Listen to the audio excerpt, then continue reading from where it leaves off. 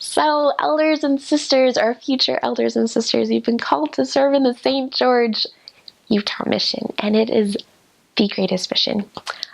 I am so excited for all of you. I love my mission so much. I love what it is all together. Now that I'm home and I look back, and it was such a beautiful mission, the ups and the downs, and I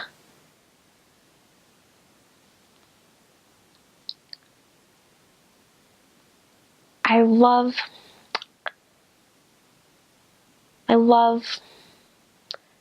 the work in St. George. You're going to come across so many people from all walks of life. Believe it or not. It was interesting. The people that I taught, they were from the East Coast, or they were from all sorts of places, and somehow they got to St. George. I don't know how they got there. I remember one transfer. I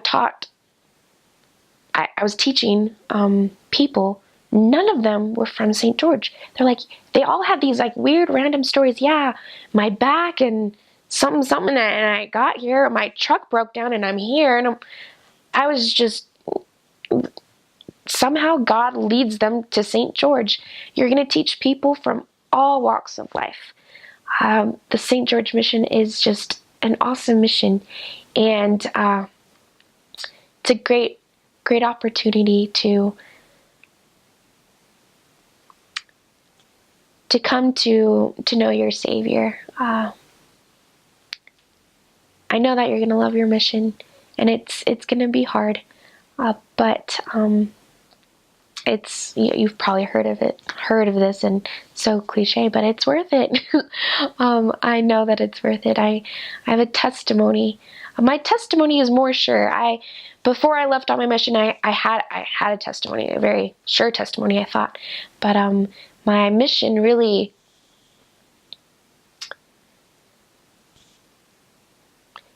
helped me see that there's room for growth.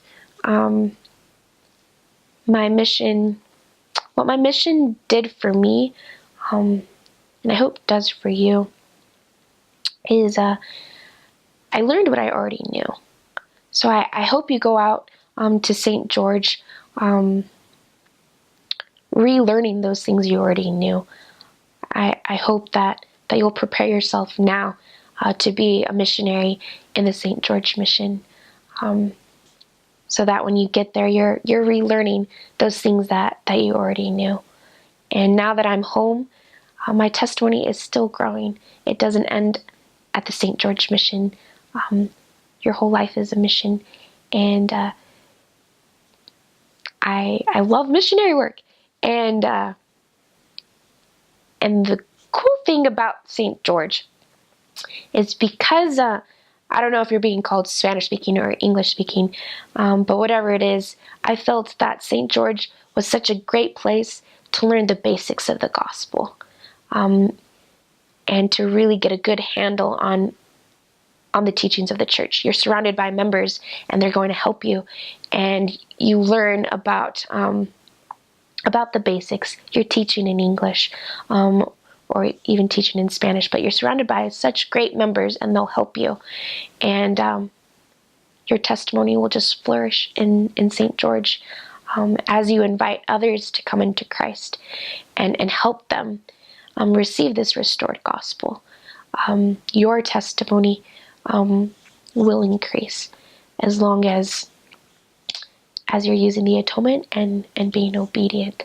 But I'm so excited for you and for all of your experiences that you're going to have.